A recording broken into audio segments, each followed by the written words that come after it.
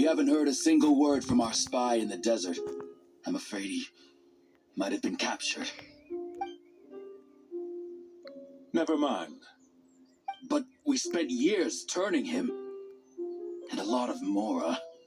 Nothing comes for free in this world, but the loss is not without its purpose. For a small price, we have wasted a precious amount of the limited time they have. Quite a bargain, if you ask me.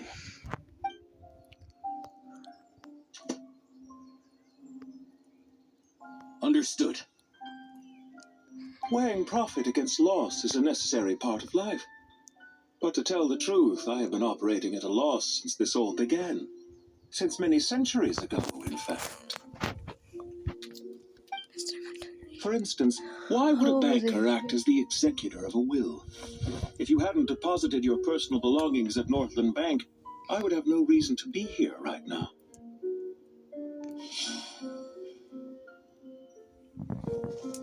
Dottore, I've placed your final data backup into the ley lines as per our contract. I trust we are now square for the safe deposit fees you paid. Is it not a little petty to split hairs like this, given our amicable relationship? I consider sound bookkeeping a matter of principle. Do not forget that you only live to see this day thanks to me. In fact, every day of your life since you met me, you've been living on borrowed time. Why, that's hardly a fair assessment. I will concede that my survival was perhaps at your whim, but I became a harbinger on my own merits. Managing money is not like other professions. Mine is not a role I could have acquired based on your recommendation alone, and certainly not one I could have lasted so long in without genuine ability. The information stored in the ley lines is quite comprehensive. Rest assured, I have not forgotten how strong your pride is. Well, I presume you have no sense of fragmentation while talking with me. How could anything possibly go wrong with such strict measures in place? The remainder of your soul was split in two, with one half sent to Nodcry and the other stored in the most secure vault of the Northland Bank. Though I must say your disdain for the other segments is quite amusing. Zandik is you, and you are Zandik. Zandik created the segments, yet you, a segment yourself, reject him.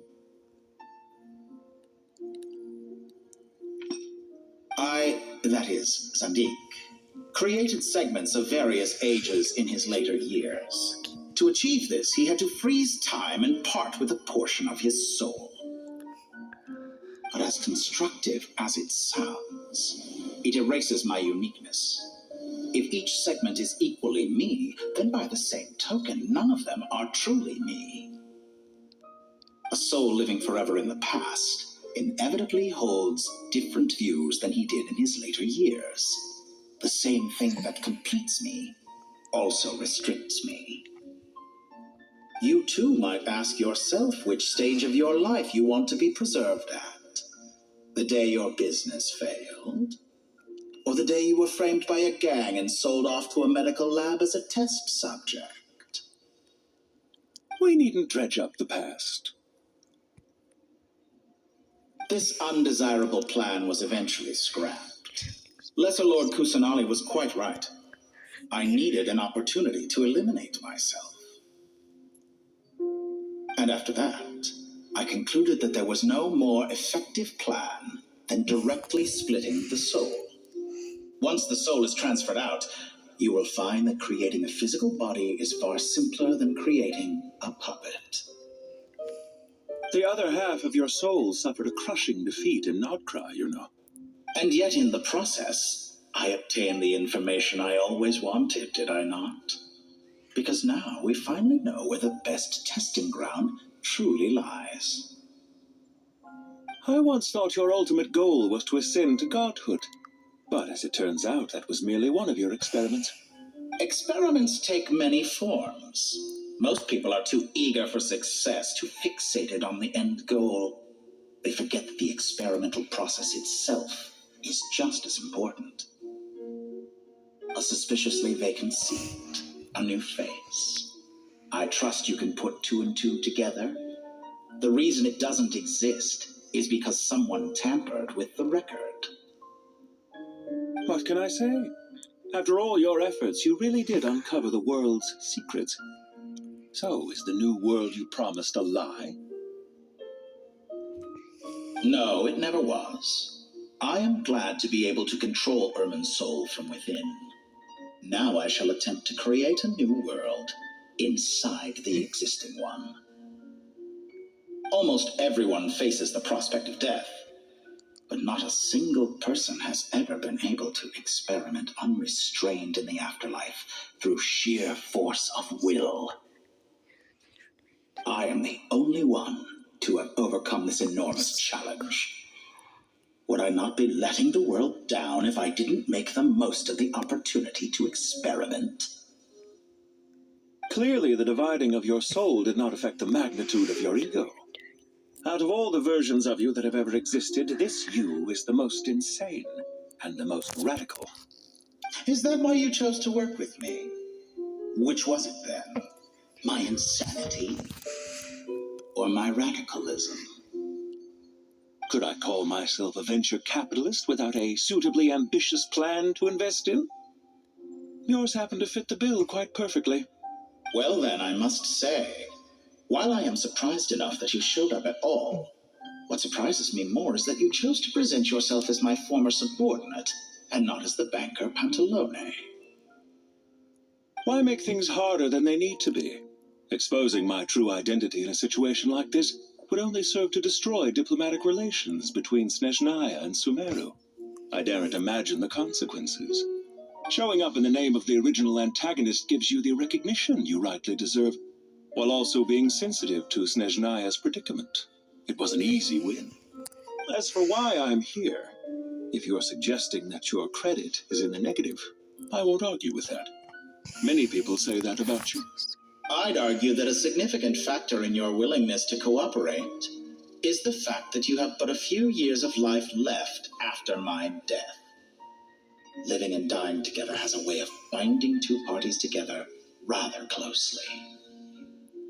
Is it not true that a relationship should be judged by both the positive and negative returns it yields? So some of what I said actually made it into your head after all. It's true that I hope you don't die too soon, but don't you find that a strange thing for me to say? After all, you've already had quite a long life, especially for a human being. Let's not pretend that you're any more innocent than I am. Are we not the same in this regard? We both despise the existing laws of this world, and neither of us enjoy being under anyone else's control. Is it really so greedy to want the world to operate by a new set of rules? Of course not, my dear friend. And as I've said before, mutual interest is the foundation for the most reliable of relationships. You can attest to that. I just hope there never comes a day when I have to work too hard to prove that. Read greater, sir. People have been spotted approaching Sumeru City. How strange. Despite your access to Irminsol's data, it appears the soldiers noticed before you did. They must have found a workaround. Well, Dottore, I trust you know what this means. The fact is, They're coming. They'll breach the city gates any moment now. but even so, I would say Irminsol is a wonderfully convenient thing on the whole. If you do manage to create a new world, perhaps you could plant one outside my office, too. I'll consider it. What do you need me to do? Stall them? The experiment will take time. Stall them for as long as possible. Very well. But you're really asking for the moon here. Have you heard this story? There was once a guilty man, kneeling in the center of a church while an angry mob outside waited to bring him to justice. He pleaded with the gods, begging them to grant him one final request, the chance to finish confessing his sins before he was sentenced. Many suns and moons passed, seasons changed, and still his confession continued, as if he intended to speak until the end of time. Are you suggesting I worship you as a god? Or were you hoping that I might confess my sins to you? Certainly not the latter. That would make my life miserable indeed. For someone who despises them so, you never seem to have any objections to me creating or becoming one. At first, I thought you'd be furious. Concerned I would terminate our partnership, were you? Not at all. You had reasons why our partnership must continue. Don't you find people's attitudes toward gods amusing? A god descends from the heavens and people worship it unreservedly, blindly following whatever rules are given to them. And yet, when they see an ordinary person gain godlike levels of power by virtue of their own hard work, they treat him with nothing but suspicion, even if he is a compatriot. Is that supposed to be a compliment? No, I was just thinking. I pity the man who would call you a compatriot. There's no need to be so self-critical.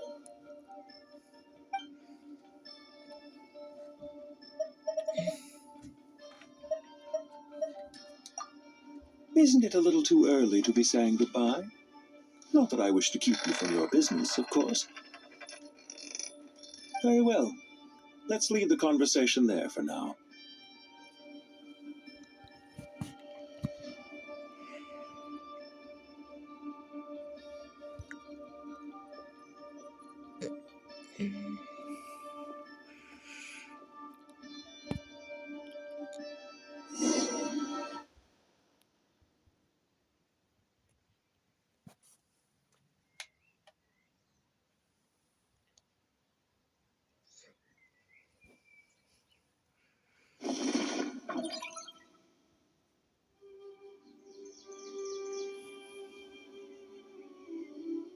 The power of King Deshret's 7 pillars is truly remarkable.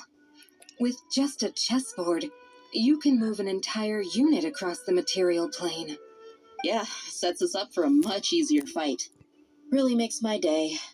The last time we stormed the city, it involved a lot more running around. I wonder how many people can say they stormed a city twice in their lifetime. I was just thinking that. I've definitely had more than my fair share of unusual experiences in my life. This is my first time here, actually. We never usually leave Gandharvaville. I hope this will be my last time. Does everyone have to chime in? Can't we just fight? What an amusing comment, my dear lady. Yet humans often alleviate tension via small talk, do they not? Oh! Why is Candace's shield talking? Because the image on her shield is one of me. And I, of course, can appear wherever I wish to. Well, la-dee-da. Isn't that fancy? Could I get in on this? You wish for your gauntlet to speak? Why, certainly. I think you'll find that it is I whose image is carved hereupon. Thanks. Definitely feel stronger now. You're welcome, my lady. I am glad to lend you my power. Sino, what's the situation? There are troops stationed at every entrance. As we expected. A frontal assault will suffice. Everyone, stick to the plan. We'll take the main entrance. You head for the House of Dana's side door. Move out.